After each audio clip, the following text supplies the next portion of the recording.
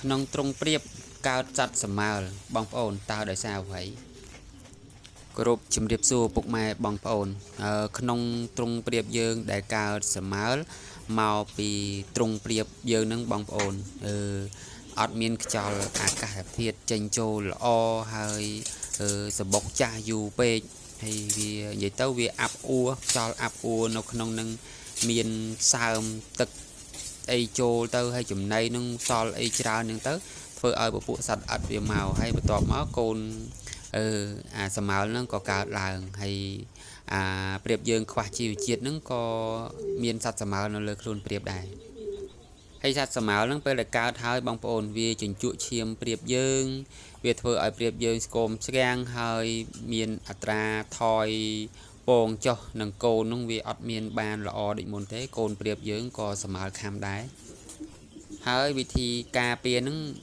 បែបដូចម៉េចតោះតិចទៀតខ្ញុំនឹងប្រាប់វិធីការពារបងប្អូនចុចមេដៃសម្រាប់ក្នុងការលើកទឹកចិត្តហើយ comment ដើម្បីសាកសួរព័ត៌មានអំពីចិញ្ចឹមព្រៀបហើយ follow ដើម្បីបានវីដេអូថ្មីអំពីអ្នកចិញ្ចឹមព្រៀប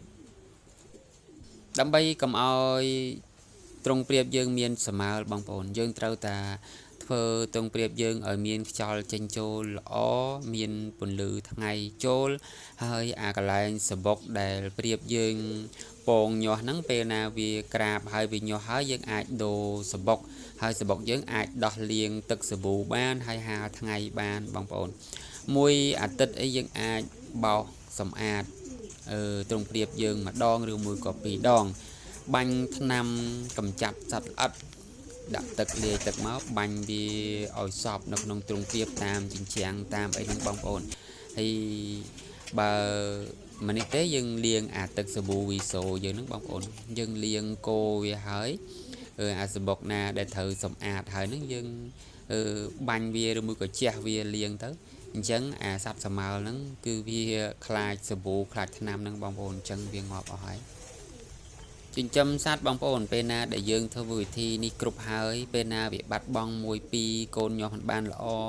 ពងមិនមានមេជីវិតហ្នឹងគឺមិនមានបញ្ហាទេបងប្អូនក្នុងការចិញ្ចឹមសត្វมันមានអ្នកណាចិញ្ចឹមបានល្អឥតខ្ចោះ 100% ទេ